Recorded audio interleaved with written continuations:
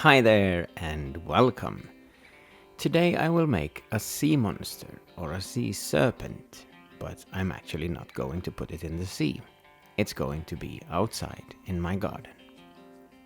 I will make it in 3 different parts and use 3 different techniques. And as you can see, I wedged the clay and now I'm starting to build it. I use a round wooden stick and push it straight through the clay and use it as a rolling pin from the inside. You can keep the stick inside all the time if you want to. This way you know that there's a hole all the way through.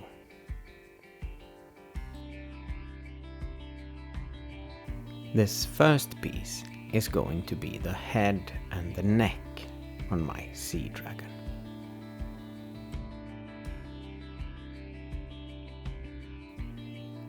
I use a small thread to cut away the extra clay, and soon I will put the head on top. But this one will go aside for a while. The next technique and the next piece is the middle part of my sea dragon. I will use 2 different pieces of clay and then attach them to each other. But first I will make the walls thin and build it like a tube. So just watch me.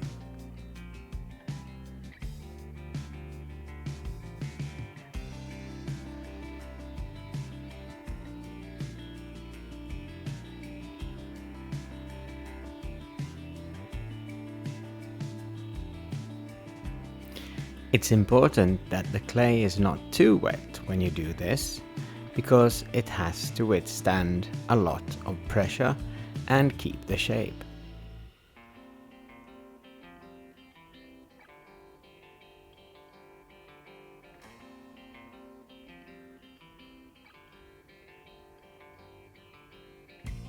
Both parts are now done, but I still need to make them a little bit more symmetrical so that they fit to each other.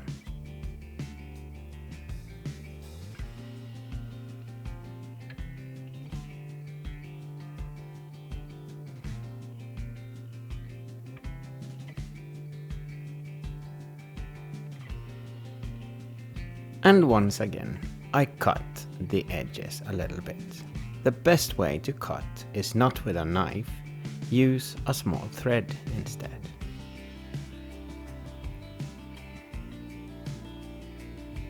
I put some slip on the smaller piece and then I turn everything around and squeeze the pieces together.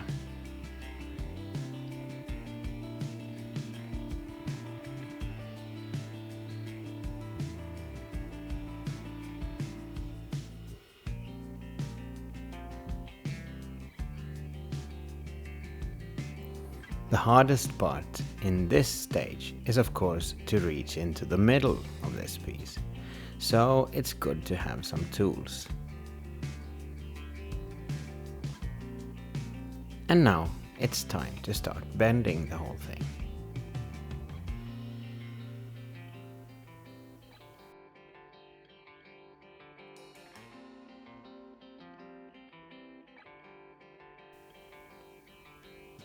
The good thing with building things like this is that you can build many different parts and make a longer sea serpent than just 3 pieces. It's all up to you.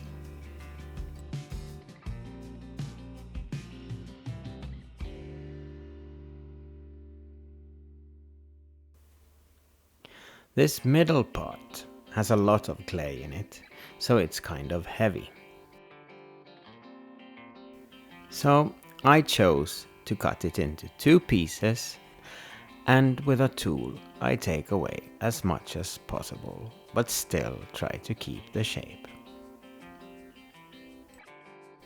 I of course do the same thing with both of these pieces, and after that I attach them together again with some slip in between.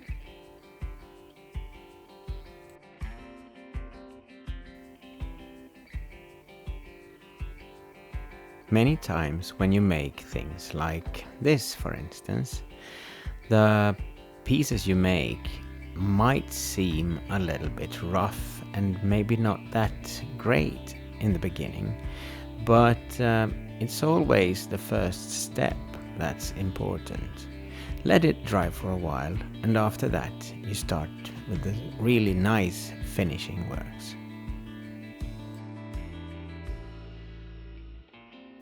The great thing with all the clay that you remove is that you can use it again and again in some other project.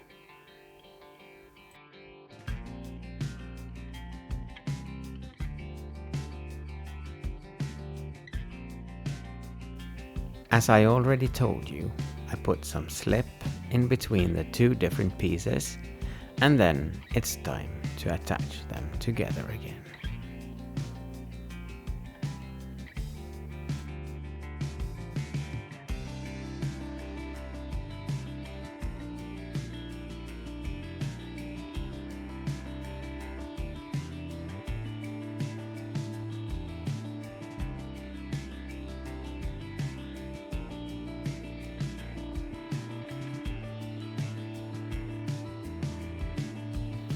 If your clay is too wet, this part might be a little bit hard because the clay will just lose its shape. But don't give up.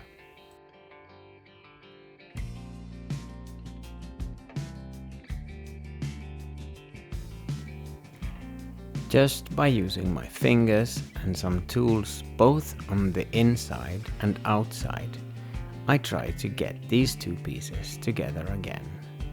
And it doesn't really matter if you can see a little bit of a seam. I will show you why.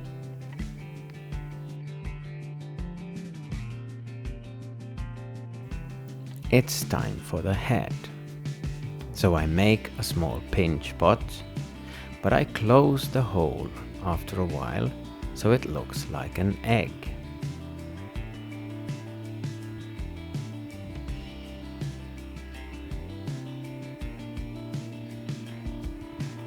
I try to make it as symmetrical as possible, and after that it's time to make a small hole and attach it to the neck.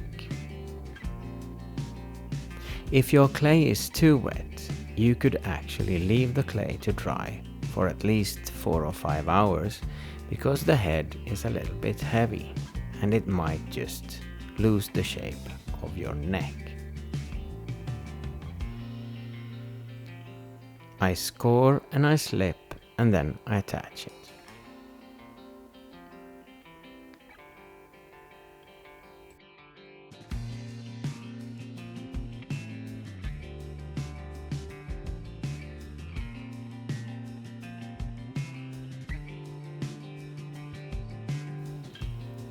It's always good to be prepared, and as you can see, I didn't get support for my head. So one of my hands is always holding the head until it's actually together with the neck.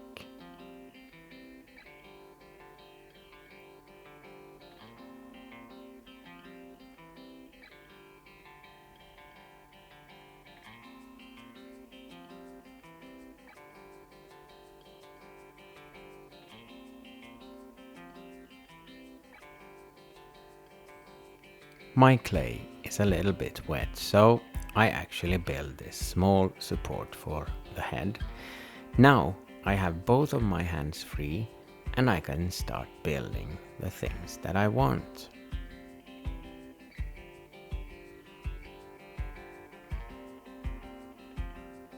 If you want to make it really symmetrical, it's good to use both of your hands at the same time, and with one hand copy the other hand's movements.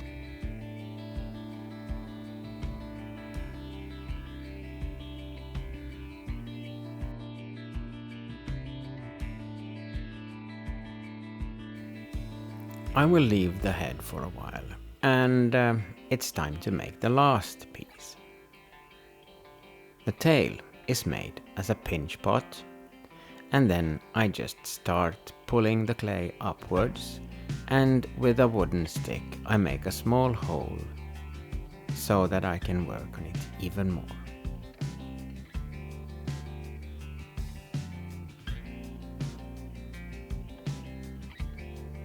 I close the hole at the end, and yes, this is the final part.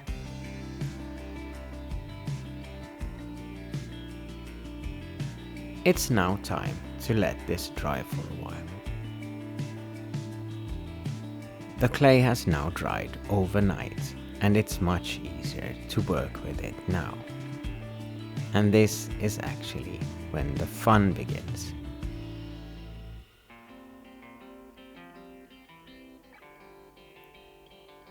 I try to figure out where to put the eyes and the nose and the mouth and so on.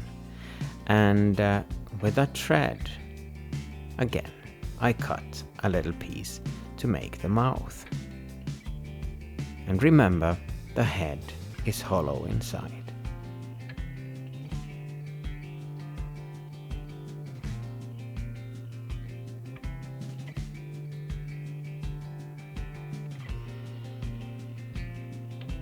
I use a small knife to begin with, and then my fingers to bend up the mouth and put it in the position that I want it.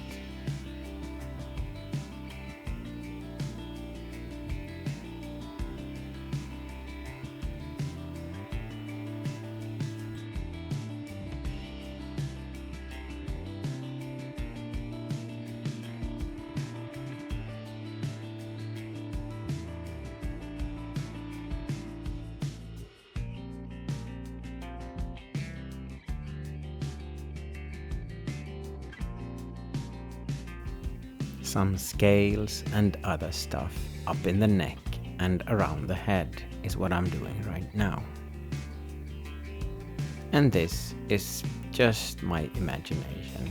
And if you build one yourself, you can build many different things, of course.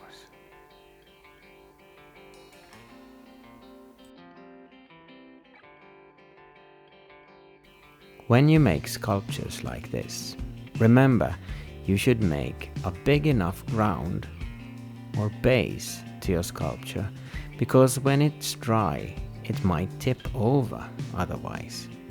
When it's wet, it sticks really well to the board, but when it's burnt and done, you need to have the balance in your sculpture.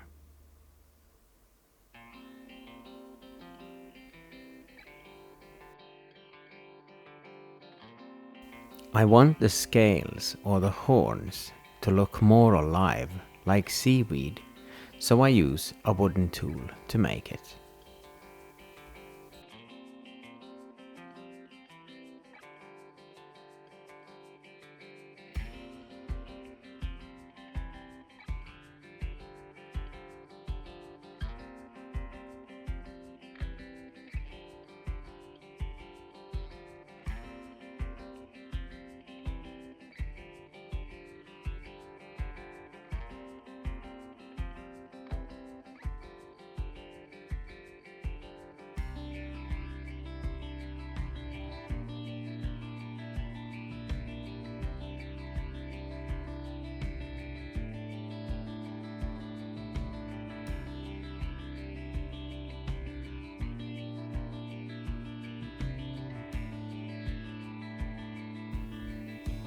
I make the teeth in a really easy way.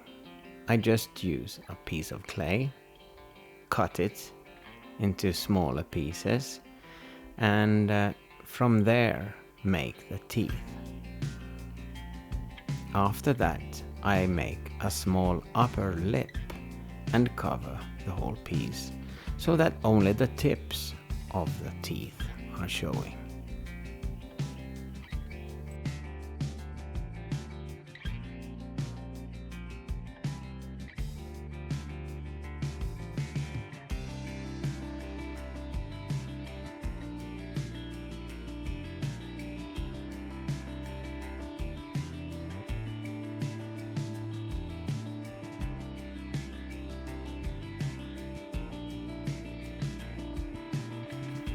it's really important that the eyeballs are symmetrical, so be careful with that when you attach them to your dragon.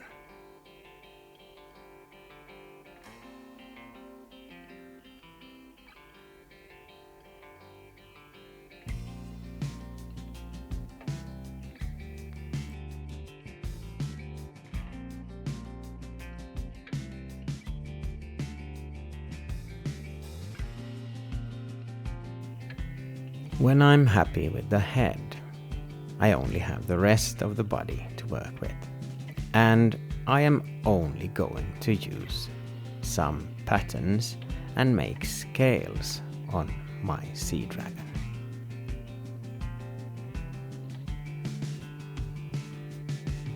And remember the seam that might show. Well, if you have a pattern, it will fool your eye and it will not show that much. The tool I'm using right now is actually something I made out of a spoon. So I just cut out a piece of metal, and by pushing this into the clay, it looks like scales on a dragon or a sea serpent. This work is kind of boring, so I will not, of course, show every single push, but you get the idea.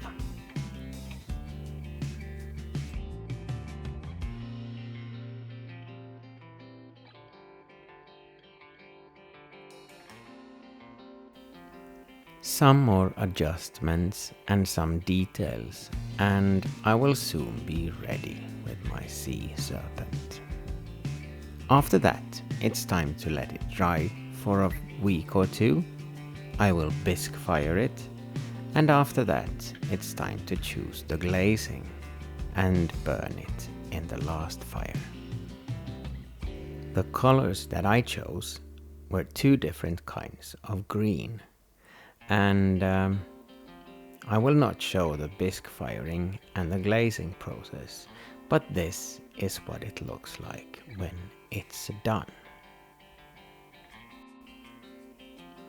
I must say, I'm really happy with the colors and the way it turned out. So now I just have to figure out where to put this dragon. Thank you so much for watching, and I'm happy if you consider subscribing to my channel and come back and watch more videos. Thank you. Bye bye.